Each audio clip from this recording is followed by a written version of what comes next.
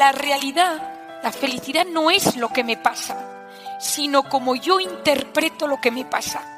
Una misma realidad puede ser vista como un dramón dependiendo de mis circunstancias. La clave es entender que la felicidad, o eso que llamamos felicidad, es la capacidad de conectar de la mejor manera posible con el presente.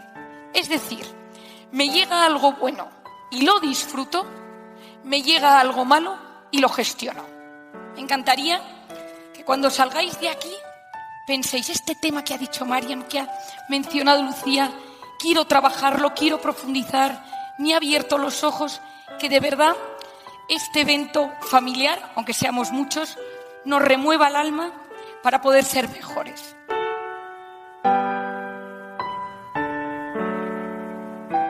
Yo creo que todos los que estamos aquí, de alguna manera hemos notado que en los últimos 2 años, emocionalmente estamos más vulnerables. No conozco a nadie que me diga, no, pues yo estoy mejor que nunca. Me considero con más autoestima, más seguro de mí mismo, mejor concentración, presto mejor atención, memorizo mejor. Todos hemos notado que en estos 2 últimos años algo nos ha cambiado. Claro que hay una parte que ha tenido que ver con la pandemia, que ahora explicaré, pero hay una serie de circunstancias, algunas conscientes y otras inconscientes, que han modificado el cerebro. Yo sé que algunos de los que estáis aquí me habéis leído, me habéis escuchado y mis términos os resultan familiares. Pero también sé que algunos de los que estáis aquí es la primera vez que me escucháis. Entonces, ni siquiera sabéis lo que es el cortisol. Entonces, eso hay que explicarlo. ¿Qué es lo que está sucediendo? Lo primero es que vivimos intoxicados de miedo, de incertidumbre, de inseguridad o de soledad. Nunca hemos estado tan conectados y nunca nos hemos sentido tan solos. Las redes sociales, Internet, lo digital, fue diseñado para acercar, para hacernos más eficientes. Pero el 60% de la sociedad en los últimos 2 años ha reconocido haberse sentido profundamente solo. Esto es importante, porque no hay nadie que atraviese una depresión, un cuadro de tristeza agudo, que no tenga el síntoma de soledad, que diga, yo me siento solo. Y gran parte de la mejoría es cuando notas que esa gente que te rodea es apoyo, es confianza, y eres capaz de recibir ese cariño. Ese miedo, esa incertidumbre, esa inseguridad es cortisol, hormona del estrés. Mi primer libro, Cómo hacer que te pasen cosas buenas, lo explica muy bien. Pero tenéis los podcasts para entender el cortisol, hormona que se activa cuando yo me encuentro amenazado.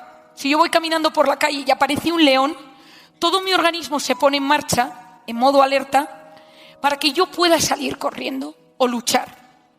Pero la clave, y esto lo he repetido por tierra, mar y aire en los últimos 5 años, es que mi mente y mi cuerpo no distinguen una amenaza real de una imaginaria.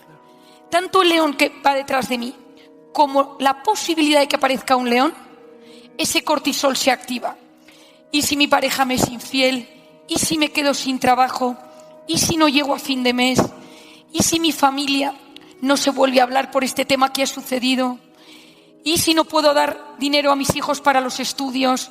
¿Y si no puedo comer porque no tengo suficiente dinero? ¿Y si me quedo solo? ¿Y si no encuentro pareja? El 90% de lo que nos preocupa nunca sucede. Pero mi mente y mi cuerpo no distinguen eso real de lo imaginario. Entonces, el primer diagnóstico es que todos nosotros tenemos una serie de miedos. Algunos son reales, otros son imaginarios. ¿Y si me caso mal? ¿Y si mi padre fallece y no soy capaz de gestionar el negocio? ¿Y si mi hijo está en las drogas? ¿Y si mi hija deja los estudios después de que he invertido dinero en ella? Todos esos miedos tienen un impacto directo en mi salud y me enferman física y psicológicamente. Pandemia, intoxicación de cortisol, soledad, no te toques, no te acerques. Segundo, estamos en la era de la gratificación instantánea. Esto es otra hormona que se llama la dopamina. Lo quiero todo ya, quiero sentir. Y hoy en día tenemos máquinas expendedoras de placer a todas horas. El celular, la comida, el azúcar, los hidratos, la droga, el alcohol, al acceso. Y eso modifica mi sistema de recompensa.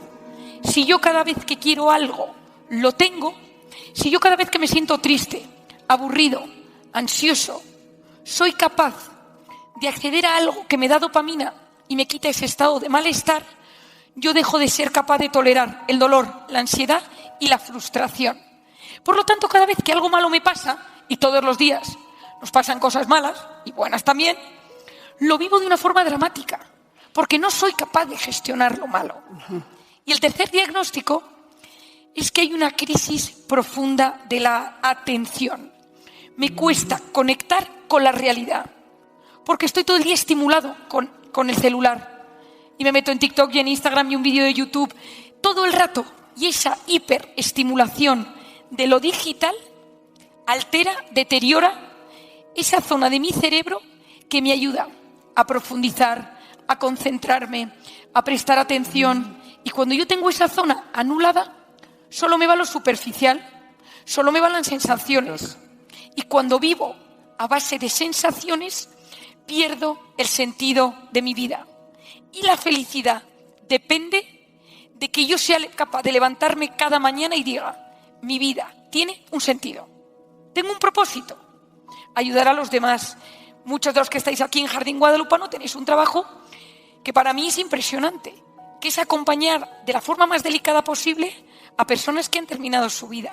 Es un momento clave de delicadeza. Mi padre tiene una frase que dice, la filosofía, el pensamiento, nace a orillas de la muerte.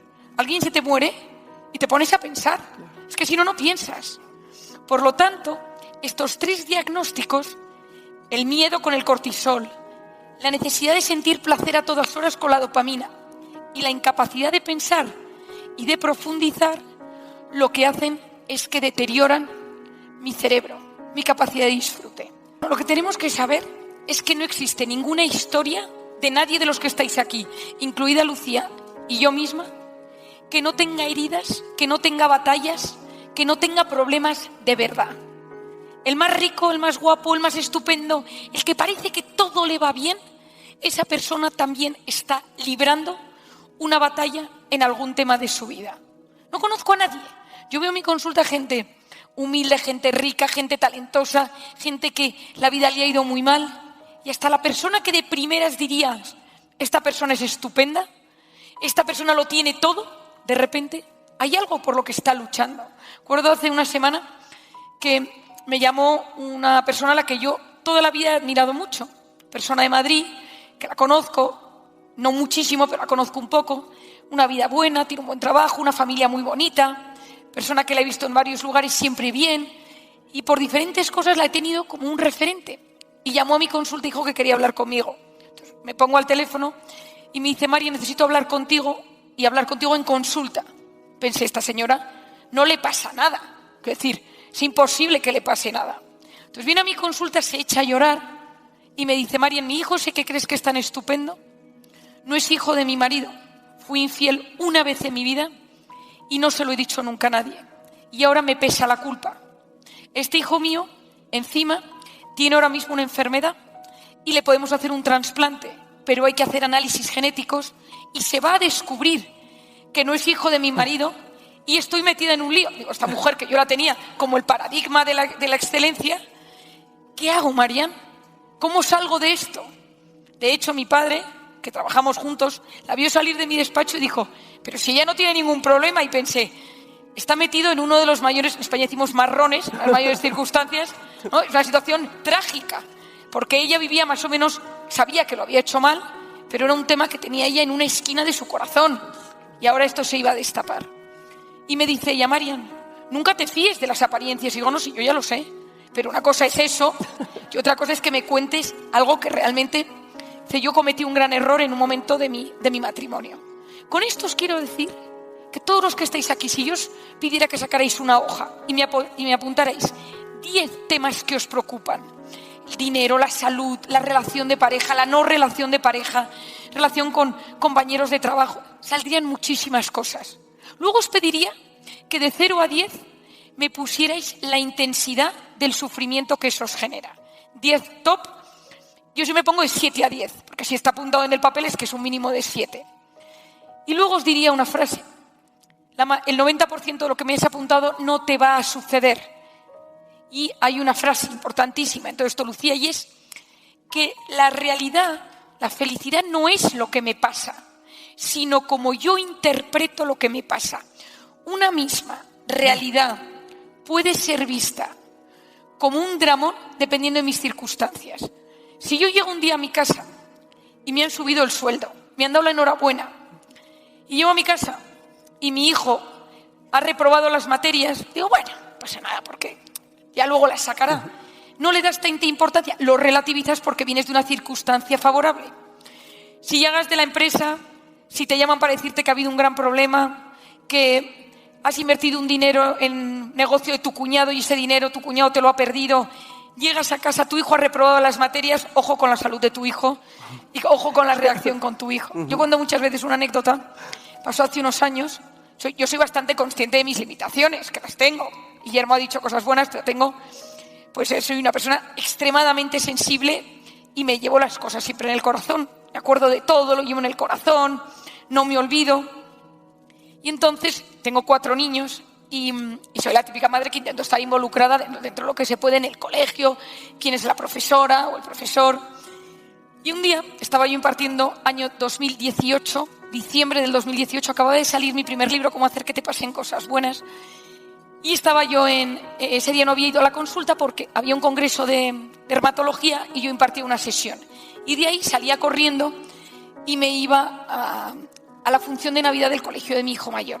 Y entonces salgo del congreso, voy en el coche, me llama mi secretaria y me dice, paréntesis, yo soy muy futbolera, me encanta el fútbol, soy del Barça, lo sigo muchísimo, en mi casa lo seguimos muchísimo, mis hijos son todos chicos, entonces yo juego todos los días media hora al fútbol con ellos, ellos dicen que es poco pero no doy para más, y los fines de semana 1 hora, que mi hijo el segundo dice, mamá, es que solo juegas 1 hora al fútbol en los fines de semana, ¿no? Acabo agotada. Y entonces salgo del congreso, voy en el coche, me llama mi secretaria y me dice, oye, Marian, que acaba de llamar el futbolista Andrés Iniesta, que no encuentra tu libro en las librerías y quería hablar contigo. Y le digo, ¿qué le has dicho? Me dice, nada, le mandó al Corte Inglés. Digo, como si aquí le mandó a Gandhi. Y le digo, pero te habrá dado el teléfono, el contacto. No, le he dicho que te mandara un correo. Y yo, que soy muy futbolera, le digo, bueno, ¿y qué más ha dicho? Nada más. Simplemente que buscaba el libro, que quería hablar contigo. Andrés Iniesta, el que marcó el gol del final del Mundial, seguro que aquí lo visteis porque fue un golazo contra Holanda. Y entonces los que no son futboleros no lo entenderán tanto, pero yo, muy fan, y le digo, pero ¿y nada más? No, le he dicho que te mande un correo. Entonces me meto en el correo y empiezo a actualizar el correo, actualizar desde el coche. Y llego toda nerviosa al colegio de mi hijo y me encuentro con la directora. Estaban todos los padres entrando y me dice, Marian, tengo que hablar contigo. Porque ayer hubo una pelea en el patio del colegio y se rompió la nariz un niño y tu hijo. Y le digo, ¿pero a mi hijo le pasó algo? Y me dice, no, a mí me daba igual la pelea, yo estaba pendiente del mail que iba a llegar de Andrés Iniesta. Claro. Me dice, no, Marian, pero te tengo que contar porque fue un tema dramático lo que sucedió, porque hubo un niño y tu hijo... No me importa, digo, es que no me importa ahora, es que de verdad que no me interesa nada lo que me estás contando. Me mira la directora, con los ojos como platos, me meto en la función, estaban ahí los villancicos y yo actualizando, y el de al lado, que era el padre de un niño, me dice... Tema de trabajo, digo, gordísimo, estoy esperando una noticia importantísima, hasta que de repente, Andrés Iniesta, salgo corriendo, me pierdo, o sea, fatal, o sea, que decir, me perdí en el momento en el que salía mi hijo de Angelito, salgo y veo el correo, hola Marian, soy Andrés Iniesta, me encantaría conseguir tu libro, llama a tu secretaria, simplemente si algún día podemos hablar y tal, yo flotaba, entonces entré, no vi y tal, gracias a Dios una madre pensó que había pasado algo grave y me grabó el momento de la celebración, me llevé a mi hijo, le dije que había sido fascinante. Y al día siguiente fui al colegio a llevar al niño y me dice la directora, oye, Marian, ¿puedo hablar contigo? Estoy un poco preocupada porque veo que la educación de tu hijo te da igual. Ayer, ¿tú venías drogada? O sea, ¿habías bebido? Y digo, ¿te gusta el fútbol? Dice, nada. Digo, entonces no lo vas a entender. Bueno, pues esto es la vida, la interpretación. Un día normal llego al colegio y la directora me coge, me agarra y me dice, tengo que hablar contigo porque ha habido un problema con el niño y yo me involucro. Y el problema... o la clave es entender que la felicidad, o eso que llamamos felicidad, es la capacidad de conectar de la mejor manera posible con el presente. Es decir, me llega algo bueno, y lo disfruto, me llega algo malo y lo gestiono. Pero hay gente que por su historia, sus traumas, sus heridas, su personalidad, su voz interior, llega algo bueno y dice, no te fíes, cuidado, vas a ver, esto no es confiable. Todos conocemos a alguien así. Que te quita energía, es como si fueras un globo y de repente y te han quitado la energía. Y hay gente que le llega algo malo y automáticamente se bloquea. Automáticamente el mundo se termina. Nadie me quiere, todo va a salir mal, no tenía que haber comenzado este proyecto. Y esa interpretación es importantísima. Cómo yo conecto con la vida y de qué depende mi interpretación de las cosas. ¿Es por mi personalidad?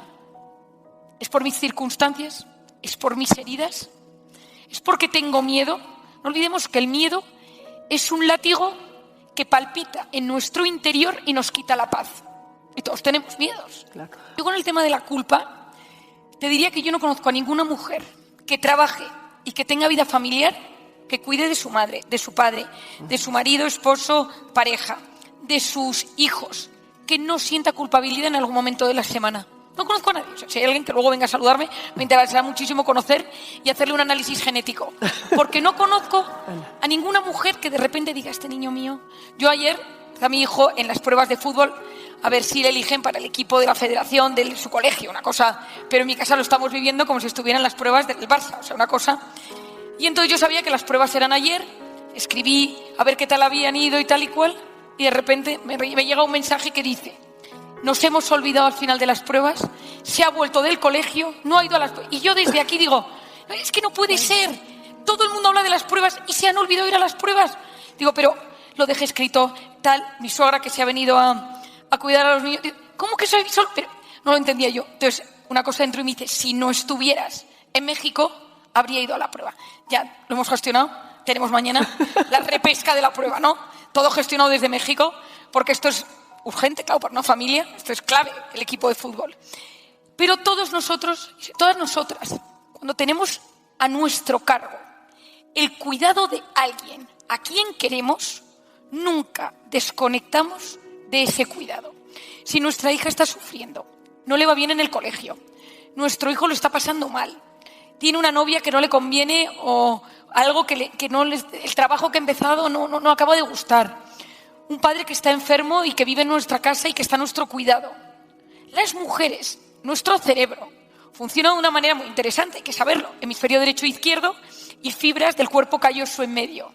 Y esas fibras del cuerpo calloso donde se conectan los dos hemisferios son enormes, son múltiples. En los hombres es un sistema mucho más lento, tipo fax, y en las mujeres estamos en un sistema 5G. Todo tiene una asociación. Tú ves a alguien, esa persona te recuerda, entras en la oficina, entra tu compañera y ese día lleva el pelo de otro color que te recuerda a una amiga del colegio que te hacía un poco de bullying y no te caía bien, que llevaba el pelo igual. ¿Qué habrá sido de esa chica que no me caía nada bien? Y ese día te cunde menos porque tienes a la que te hacía bullying en la cabeza. Es decir, las mujeres, todo lo que vemos tiene un componente sentimental. Si encima tenemos a nuestro cargo el cuidado de nuestros hijos, lo llevamos siempre encima. ¿Qué es la culpa? La culpa es una voz interior que nos martiriza. No puedes, no haces suficiente, ni estás aquí ni estás allí, tendrías que estar en el colegio, ir a rebuscar, tu hijo está enfermo. Esa sensación. Y nos han vendido un mensaje a las mujeres y es que se llega a todo, que se puede llegar a todo, que se puede ser perfecto en todo. Te puedes cuidar, te puedes tener un cuerpo maravilloso, estar en todas las cosas del colegio de los niños, tener una vida saludable, comer, o sea, de todo. Yo cuento una anécdota que te va a hacer una gracia horrible, Lucía, que me pasó en un congreso de mujeres y liderazgo, al que acudí como hace un año y medio. Entonces yo hablaba de conciliación y no sé qué, de cerebro de mujer. Yo soy de la teoría que el éxito de la mujer es cuando asume y acepta que no se llega a todo. Eso cambia todo, ¿no? Es decir, yo hago a mis pacientes, a mujeres, les hago en un folio, les pongo como unas flechas hacia arriba y digo, pareja, hijos, salud, formación, cuidado de padres, trabajo, formación, lo que cada uno quiera poner, que son los pilares de su vida. Y le digo, no puedes aspirar a que todo esté entre 8 y 10. Es imposible. Hay momentos, lo que pasa es que nada puede estar en menos de 5. Entonces, hay épocas en las que tienes que estar más pendiente de los hijos, épocas que tienes que estar más pendiente de tu pareja, de tu trabajo, de tu formación, sea la que sea. Pero no puedes estar siempre top y a cuidarte, hacer ejercicio, comer saludable, imposible. Entonces estoy en pleno congreso y se me acercan dos mujeres espectaculares a saludar. Y entonces, como mujeres, analizamos el pelo de peluquería, la onda, pintadas tal, una falda con unas piernas como morenas. Estábamos en invierno, y digo, esta mujer... Y todo era... O sea, dos que venían juntas. Venían tal y me dicen, Marian, hemos venido de fuera de Madrid, que somos socias de un despacho de abogados, nos hemos levantado pronto, hemos dejado a los niños en el colegio, hemos venido a Madrid, hemos dejado las cosas en el hotel, hemos aprovechado para hacer un poco de deporte en el gimnasio y hemos venido para acá. Y le digo, ¿a qué habéis renunciado para ser tan pluscuamperfectas? Y me dicen las dos al unísono, a los maridos. Y entonces nos dimos cuenta que no se llegaba a todo. Y entonces lo más difícil de gestionar era los maridos. Y nos va muy bien. Entonces me pareció alucinante. O sea, me pareció sublime y tétrico. Dices que no es posible ir al gimnasio, llevar a los niños al colegio, ser socia del despacho donde trabajo y encima cuidar a mi marido. Claro. Entonces, parte de esa culpa consiste en entender que yo tengo que intentar llegar a lo que quiero y a lo que es prioritario de la mejor manera posible, pero que siempre hay temas a los que yo tengo que renunciar. Y eso es tener conciencia de uno mismo. Y lo segundo es cómo me hablo yo, cómo es mi voz interior. Esto es clave. Hoy en día se sabe, se ha descubierto, que el 50% del tiempo estamos en modo, y tiene un nombre que no quiero que nadie recuerde, por Dios, red neuronal por defecto, que significa voz en off. Tu jefe no te hace caso, has engordado, no me gusta esto, hoy no me apetece este plan, estoy aburrido, ¿qué me pasa? La vida no tiene sentido. Es muy interesante, porque esa voz es autobiográfica, esa voz narra mi vida y va analizando. Si yo estoy bien conmigo mismo, conmigo misma, tengo equilibrio, tengo autoestima correcta, esa voz interior es una fuente poderosa de creatividad, porque en esos momentos yo le doy sentido a las cosas. ¿Quién soy yo? ¿De dónde vengo? ¿Cuál es mi identidad? Es súper importante esa voz interior. Pero cuando yo tengo la autoestima baja, esa voz interior me machaca y me intoxica de cortisol. No vas a ascender nunca, no vas a llegar a fin de mes, realmente tu pareja no te quiere lo suficiente, este trabajo no me llena tanto como me debería llenar, el trabajo de mi hijo, ¿qué voy a hacer con este tema? No sé si tener hijos, porque... Y esa voz interior se convierte en un factor machacante. Hoy en día la mujer y el hombre, por supuesto, tiene que hacer un diagnóstico de su red neuronal por defecto, de su voz interior. ¿Cómo me trato yo? ¿Qué me digo? Estás gordo, estás gorda, nadie te quiere, no te mereces lo que te está pasando, no te confíes. Mucho cuidado con esa voz. Mi voz interior tiene que servir para apoyarme y no para hundirme.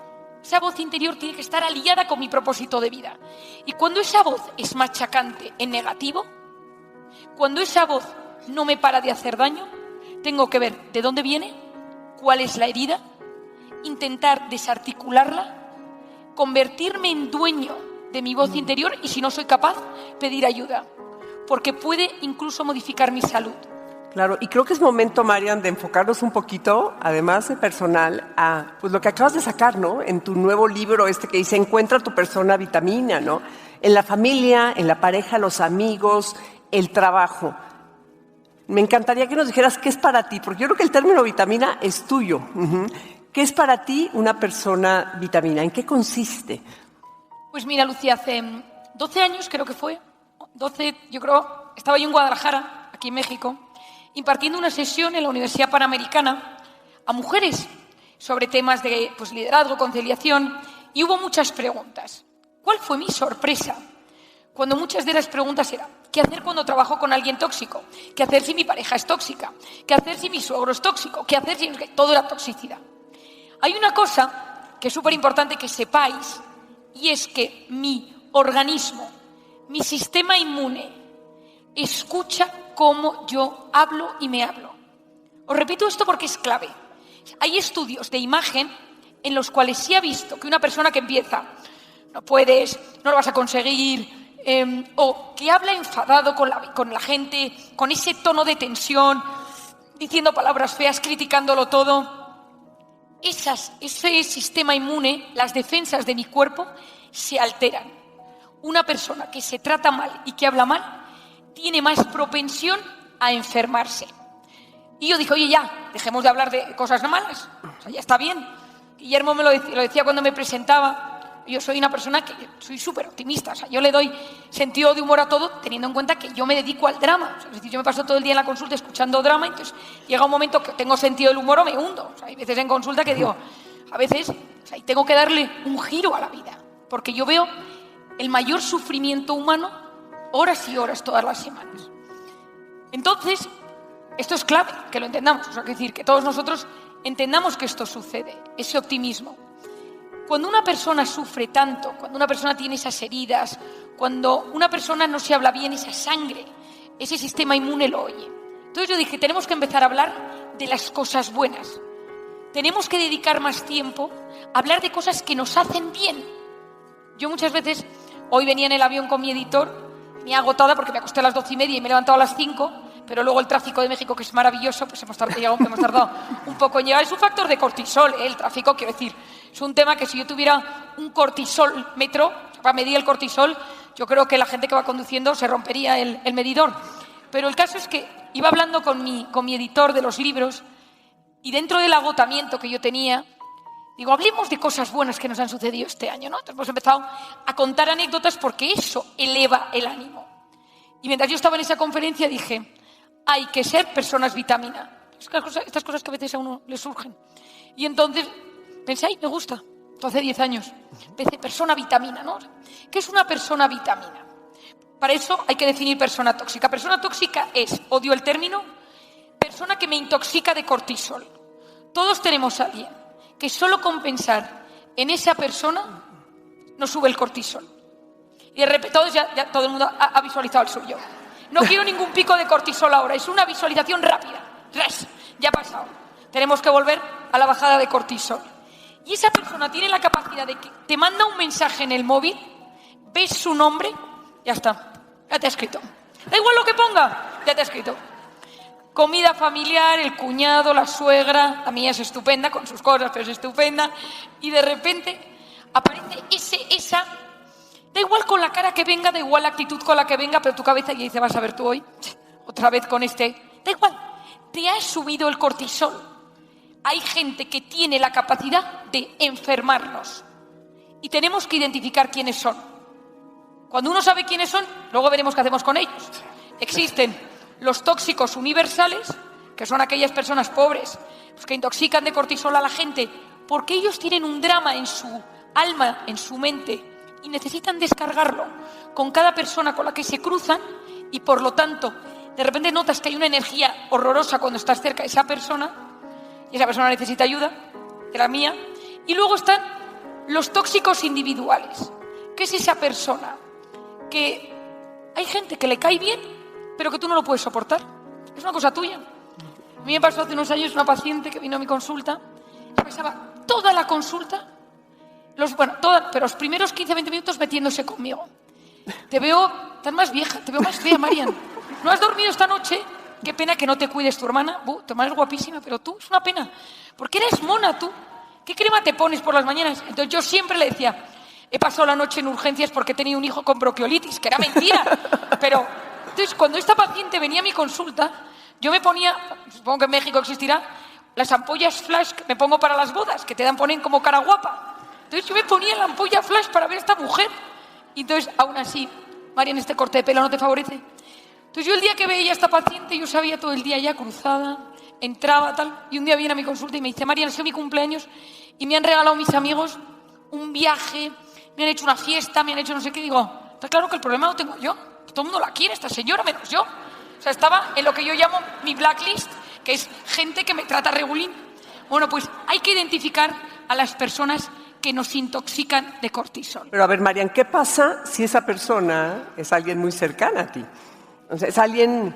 Que no te puedes deshacer de... Que no te puedes deshacer, en pocas palabras. Que va a estar en tu vida presente todo el tiempo.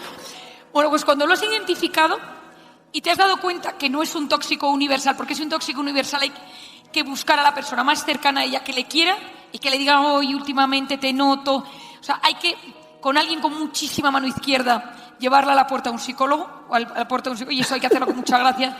A mí mucha gente me dice, Marian, necesito que a mi cuñado, que a mi jefe, te cuento anécdota, jefe, que es divertidísima. Me viene un paciente a la consulta y me dice, no, ¿qué tal? Trabajaba en un banco, mi jefe. Era un banco muy grande, con muchísimos departamentos, y este era el jefe de auditoría. Y entonces es que mi jefe es un tío súper obsesivo y controlador y no nos deja en paz y nos escribe de madrugada, mi jefe y tal. Y yo tengo mucha memoria para los nombres, me quedo con el nombre del jefe. Pasan un par de meses, viene otro paciente del mismo banco, del mismo departamento, y dice, es que mi jefe y tal. Tercero, mi jefe. Y entonces un día me llama ese banco y me dice, quiero que des una conferencia en mi banco, me llama el de Recursos Humanos, luego con la condición de que esté el departamento de auditoría entero ese día en la conferencia. Con el jefe. Y entonces digo, quiero que me mandes la lista, tengo mucho interés que auditoría esté en la conferencia. Dice, pero ¿por qué auditoría? Es que tengo especial interés que esté. Entonces este jefe, lo que le pasaba es que era hipercontrolador y cronopático. La cronopatía es la enfermedad del tiempo. Seguro que conocéis a alguien que vive obsesionado con aprovechar el tiempo. Entonces se levantaba, llegaba por la mañana a las 8 y entonces decía, ahora de 8 a 8 y media reunión con este. De 8 y media a 8:45, de 8:45 a 9 y 10. Entonces una angustia de hombre. Entonces llega a la conferencia en el banco, y dice, sí, están todos los de auditoría, están todo tal. Y digo, vale, ¿quiénes son ese tal? Yo le había buscado en internet la cara, imaginaos un auditorio, y me busco y estoy delante, y me pongo delante de la zona de auditoría y empiezo a hablar de la personalidad controladora durante una hora. Y los controladores intoxican de cortisol, y no sé qué. Digo, hay que desactivar al jefe tóxico. Termina la conferencia y se me acerca y dice, he pensado que quizá yo tengo algo de eso que has dicho. Nadie sabía cómo hablar con él. Claro. Nadie sabía qué decirle. Digo, ¿podríamos tú y yo hablar? Digo, tienes mañana el hueco a las 10:30 reservado. Estaba preparado para ti. ¿Pero cómo? Digo, yo sabía que hoy iba a venir alguien con este rasgo en este banco y eres tú, ¿no? Y el otro empezó ya cambió todo el departamento. Entonces, claro, no es tan sencillo, porque claro, no todos podemos llevar así tan fácilmente al tóxico a terapia. Cuando uno tiene un tóxico en lo más cercano, pareja, hijo, nuera, yerno, suegro, cuñado, hermano, alguien que te altera profundamente, te tienes que hacer una pregunta. ¿Por qué me afecta tanto? ¿Qué ha pasado para que esta persona tenga la capacidad de desestabilizarme en cuestión de segundos? ¿Es porque me ha humillado? ¿Es porque siempre me saca de mi zona de confort? ¿Es porque no me quiere? ¿Es porque no está a la altura de las expectativas de lo que yo esperaría efectivamente de esta persona? Porque nadie es tóxico per se, es de repente algo que pasa. Es porque es alguien que cuando tú estás delante dice exactamente lo que sabes que te va a hacer sufrir. Es porque es alguien que siempre te está juzgando, porque no te valora, porque te hace de menos. Cuando tenemos el diagnóstico hecho, y todos tenemos a alguien así en nuestras vidas, que notas que te pone piedras en el camino, la siguiente pregunta es, ¿qué efecto produce en mí? Es decir, ¿qué pasa en mí cuando me siento inseguro, me siento triste, me siento solo, me siento humillado? Entonces ya voy a mi emoción. Yo le estoy dando a esta persona el poder de inflamarme, de subirme el cortisol, de quitarme años de vida, de modificar mi microbiota, que son los microorganismos del intestino, que son la puerta de enfermedades autoinmunes. Es decir, si yo este cuñado tóxico no le gestiono bien, me quita años de vida. Hay una cosa que se llaman los telómeros, que probablemente ni hayáis oído hablar de ello, pero os lo cito, que son los capuchones de los cromosomas que están dentro de nuestro núcleo y nuestros genes. Todos nosotros tenemos cromosomas, los hombres XX y las mujeres XY, y a medida que nos vamos envejeciendo, las células se dividen y los capuchones de esos cromosomas se hacen más pequeños. En el año 2009, la doctora Elizabeth Blackburn le dan el Premio Nobel de Medicina por descubrir que según la largura, lo que miden esos cromosomas, influye en cómo vas a envejecer y qué enfermedades puedes tener. O sea, es clave.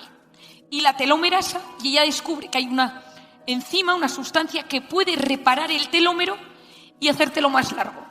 Pero que el estrés, el trauma, el dolor, el sufrimiento, te acorta los telómeros. Tú puedes ir a hacerte la prueba, no vayáis porque imaginaos que ahora 1000 personas se van todos a hacer pruebas de telómeros, colapsamos la unidad de telómeros en México.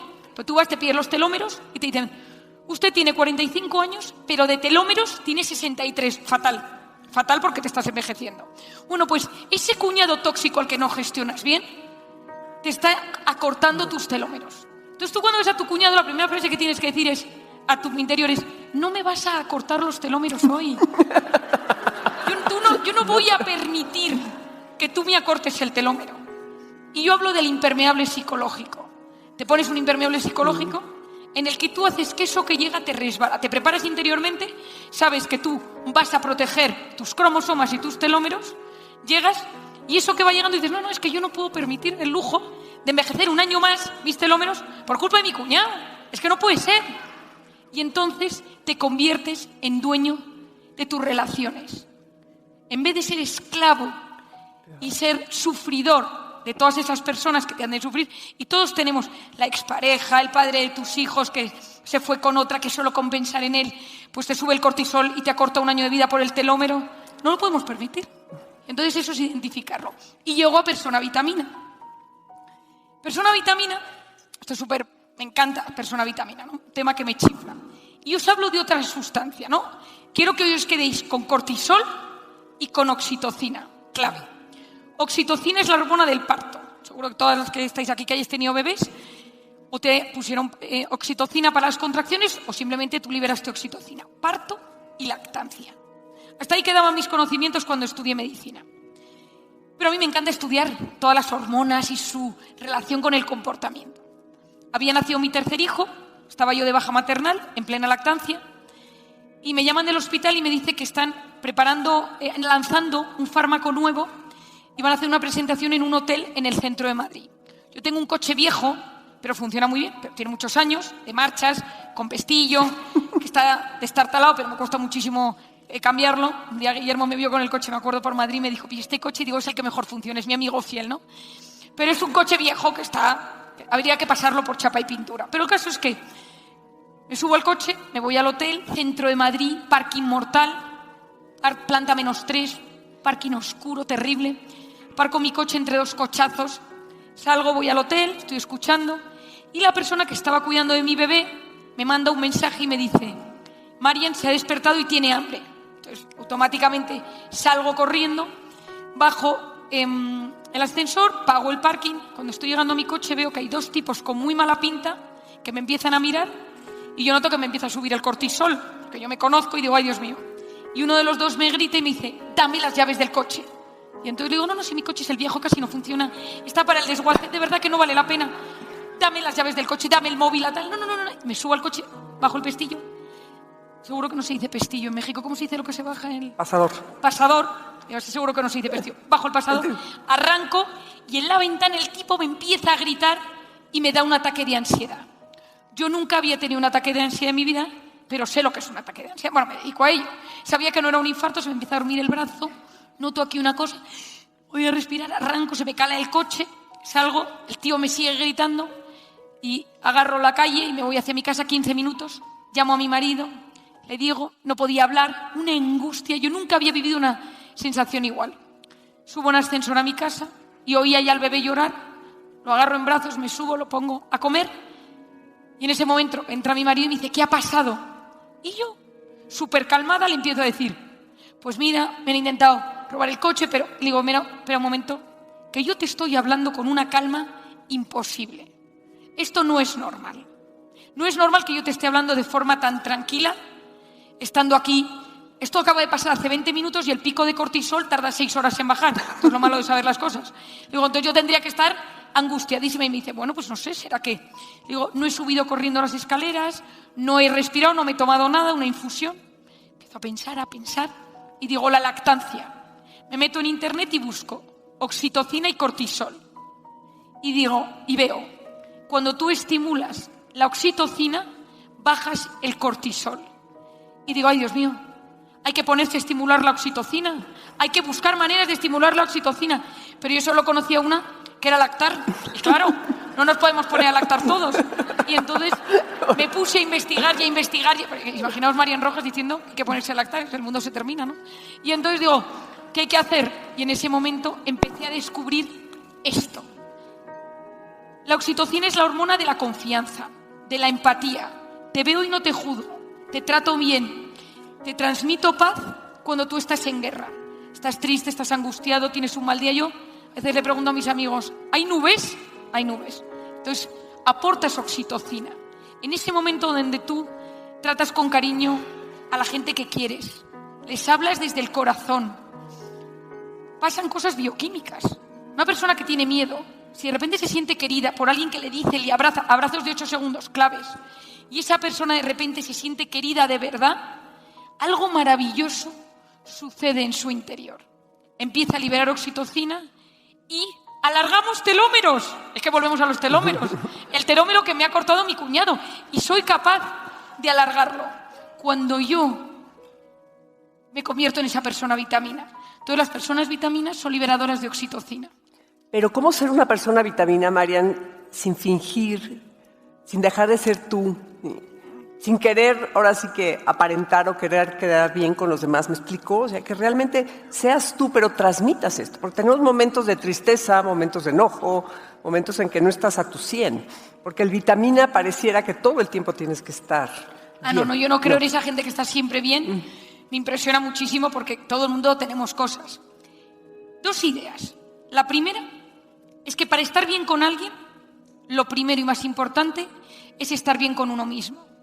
Y ese estar bien con uno mismo es: cierro mis heridas, me reconcilio con mi pasado, aprendo cómo es mi forma de ser, gestiono mis factores de estrés. Es decir, si yo quiero que mi relación de pareja, de familia, de hermanos, de trabajo funcione, yo tengo que tener un cierto equilibrio interior, porque si no, voy a ser una persona que genere conflicto, que huya del conflicto, que dramatice todo. O sea, primer punto, conocerme, sanarme y dedicar un tiempo a frenar. Lo segundo, que es súper importante, que tú me dices y que yo veo, porque claro, cuando hablamos de personas vitaminas, parece que siempre hay que estar bien. Uno puede ser vitamina para alguien y no serlo para otro. Es decir, existe el vitamina universal, supongo, pero de repente somos vitaminas para algunos y otros no nos soportan. A otros les ponemos nerviosos. Y el, como dicen los americanos, people pleaser, el que está obsesionado con caerle bien a todo el mundo, mal, es agotador. Entonces, hay gente a la que de repente no le vas a caer bien. Lo importante es que tu intención, cuando conectes con las personas, es crear un ambiente oxitocínico en ese instante. Tú puedes estar cansado, puedes estar preocupado, puedes estar triste. O sea, yo tengo momentos a veces en el día que digo, o sea, yo no puedo más. Y todos tenemos esos momentos. Pero si de repente alguien se cruza por tu vida, es que si tú tienes que decidir comprarte un carro, comprar unas zapatillas para correr y vas a 2 tiendas, ¿a quién se las compras? A igualdad de condiciones económicas y de material. Al que te ha tratado mejor. Yo cuento muchas veces una anécdota que me pasó hace unos años. Salía yo de Zaragoza, la familia de mi marido es de Zaragoza, que está a 300 kilómetros de Madrid, y habíamos ido a pasar las Navidades. En Zaragoza en Navidad hace un frío aterrador. Entonces subo al coche con los niños, pequeñitos, mis hijos, vamos en el coche y de repente uno de ellos, de los pequeños, dice: mamá, quiero ir al baño. Cualquiera que tenga niños de 2, 3 años, estamos hablando de unos 10, 15 segundos, 30 máximo de margen de maniobra. Y entonces digo, la primera gasolinera, llovía, una lluvia torrencial. Y entonces, primera gasolinera, y entonces era cutre, destartalada. Cutre no se dice en México seguro. ¿Cómo se dice cutre? Cutre es como mala calidad, como... ¿Mugre? Mugre, sí, o sea, de estas como viejas que dices, va a salir volando con el viento. Y le digo a mi marido, vámonos a la siguiente, que esta gasolinera no se sostiene. O sea, esto no sé si mantiene este vendaval. Dice, no, aquí nos quedamos, que el pequeño tiene que ir al baño. Entonces llego a la gasolinera, diluviaba, una sensación malísima. Y sale la encargada de la gasolinera y dice, han llegado ustedes en el mejor momento. Acabo de limpiar los baños. Ay, qué gusto de señora, por Dios. Se va mi marido con mi hijo al baño, pongo gasolina, voy a pagar y me dice, perdone que me meta. He visto que su hijo tose, está tosiendo. Digo, sí, es que hacía un frío en Zaragoza y se ha puesto enfermo y está un poco agripado. Dice, mira, tenemos una miel de aquí el pueblo de al lado, de unos apicultores, gente que tiene una empresa de miel, que es de varias generaciones, una miel muy especial con un poquito de eucalipto. Y yo creo que esta noche se lo puede dar. Mi abuela me hacía una receta con miel y jugo de naranja y le funcionaba. Y así mis hermanos y tal, que tenía uno de ellos bronquitis crónica. Digo, bueno, pues me la llevo, claro. Me dice, claro, pues usted no tendrá naranjas. Usted viene de Zaragoza, de estar las Navidades, llegar a casa sin naranjas. Digo, pues efectivamente no tengo naranjas en casa. 2 veces a la semana, de la huerta de Valencia, de la costa, nos traen unas naranjas y ahora las tenemos en descuento. Si quiere llevarse las naranjas, están deliciosas, dulces. Sí, claro, me llevo las naranjas. Entra mi esposo en el sitio ya para marcharnos y ve unas magdalenas, unas bolsas. Dice, estas magdalenas, y dice, mire, son de una abuelilla que hace unas magdalenas en el pueblo al lado. Se agotan cada día, trae 10 cada mañana. Hoy es que son las 12 de la mañana, solo quedan 3 bolsas. No tienen conservantes ni nada, o sea que en 48 horas se ponen duras y no se las toman. Y de Mario, me llevo todas las bolsas, ¿no? Y le digo, es usted una fuera de serie. ¿O es usted? Es maravilloso. Yo quiero venir siempre a esta gasolinera. Me dice, he subido un 40% los beneficios. Me llamó el jefe es una cadena de gasolineras muy importante, yo creo que la primera o la segunda de España. Me dice, me llamó mi jefe, me quieren ascender a una gasolinera grande de verdad, con supermercado y tal, pero yo estoy feliz aquí porque mi marido me ayuda, tengo todo el mundo, mis cuñados, mis hijos va al pueblo de al lado, y yo me quedo aquí, yo estoy muy contento, intento que la gente se sienta bien. Digo, usted es una persona vitamina, yo quiero gente como usted. Pasa un año y me llama la empresa de las gasolinas a impartir una conferencia al comité de dirección. Es una empresa muy grande y eran muchísimos. Y entonces termino la conferencia hablando de esto y digo, yo quiero que la gente sea así. Y cuento la anécdota y de repente soy un grito en medio de un señor, en medio tal, y dice, kilómetro 242 de la carretera de Zaragoza. La señora se llama, no sé cómo, la conozco, pero no quiere irse de esa gasolinera. Son nuestros mejores beneficios, ¿no? O sea, la tenía totalmente ubicada la señora de la gasolinera. Yo creo que hay fácil 1000 gasolineras de estas en España. Eso es una persona vitamina. Pone el corazón en lo que hace. Eso es la clave. Poner el corazón en lo que uno hace. Híjole, Marian, y fíjate que quiero, yo sé, cambiar un poco el tema, pero ahorita que te estoy escuchando, ojalá, ¿no? En el mundo hubiéramos una gran cantidad de personas vitamina. Sin embargo, me llamó mucho la atención un término que tienes tú en uno de tus libros, que hablas del dolor social, ¿no? Que es algo que estamos viviendo muchísimo en el mundo, no nada más en México, de personas que vives en familia, trabajas, vives en comunidades y sin embargo te sientes sola. O también situaciones que estamos viviendo de personas que viven físicamente solas.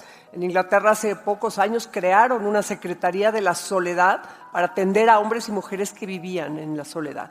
Entonces, mi pregunta es, ¿cómo combatir la soledad? Que no necesariamente nos sentimos así estando con otras personas o viceversa. En el mundo hay muchas personas, hombres y mujeres que están solos. ¿Cómo combatir? Bueno, lo hemos dicho al principio y es probablemente la mayor preocupación que ahora mismo existe en Estados Unidos, es el tema de la soledad.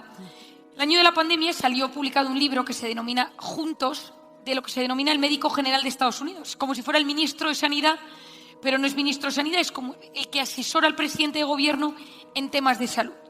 Y su libro Juntos, el poder de la conexión humana, dice que la gran pandemia, fuera del COVID, por supuesto, es la soledad.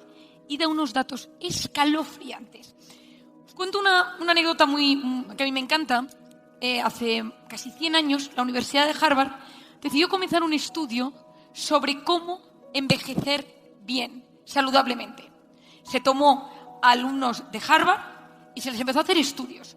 Preguntas, cuánto ingresas, cuánto te han querido tus padres, tu historia, tu biografía, cuánto dinero ganas, una resonancia magnética, analíticas de sangre, dónde vives, cuánto deporte haces, todas las variables posibles para poder ver cómo uno envejece.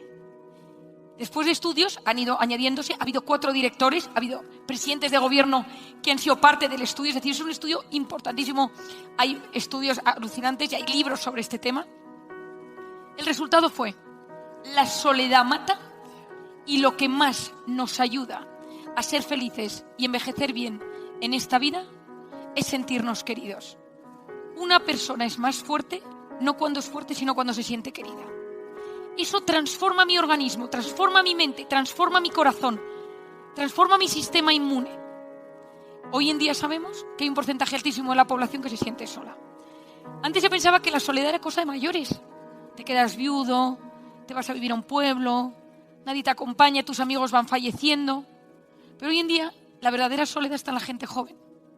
Porque estás con tus amigos, pero todo el mundo está enganchado y no estás conectando. Y la soledad de verdad se palía con ese abrazo, 8 segundos mejor, pero con ese abrazo, con esa sensación de tener compañía de verdad.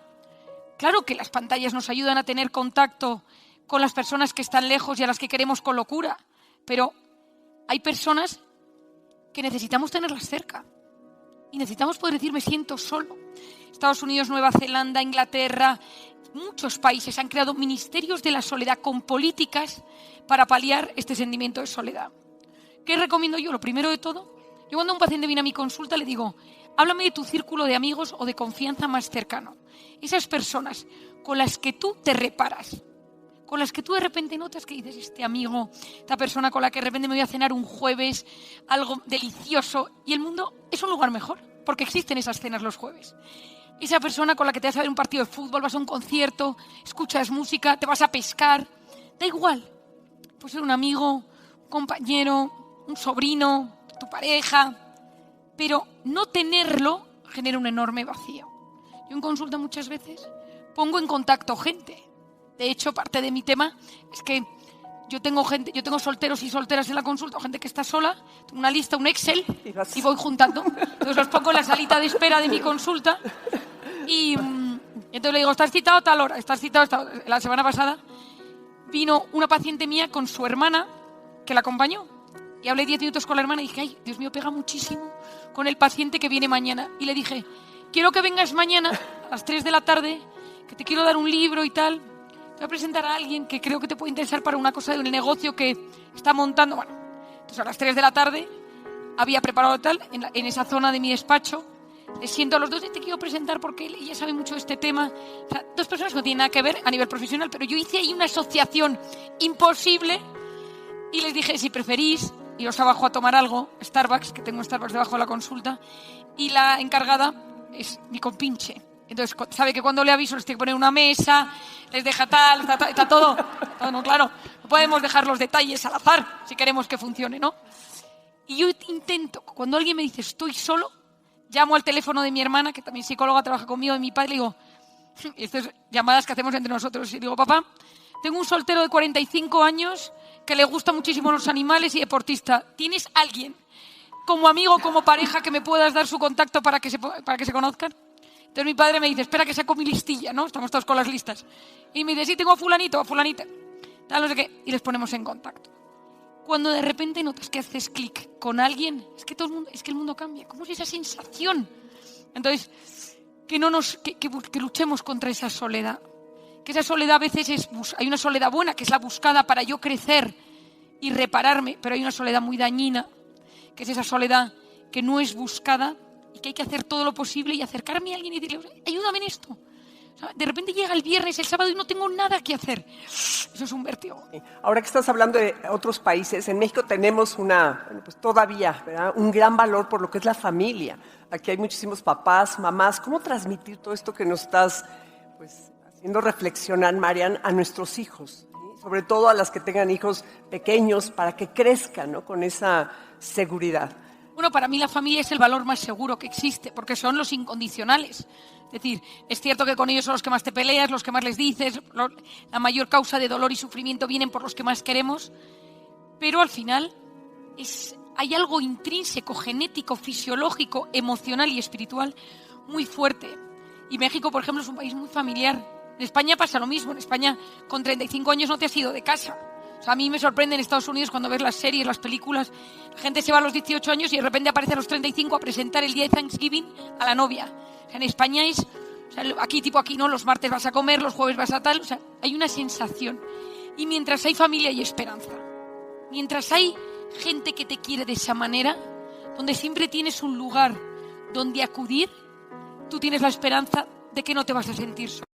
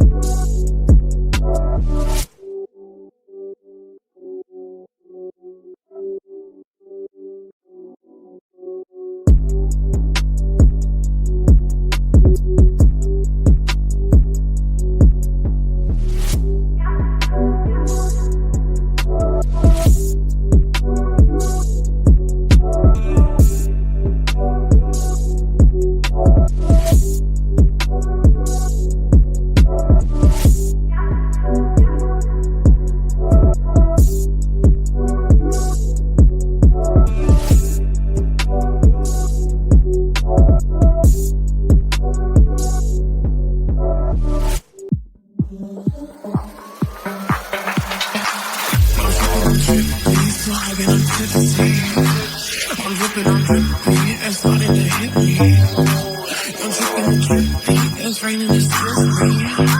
I'm dripping, it's starting to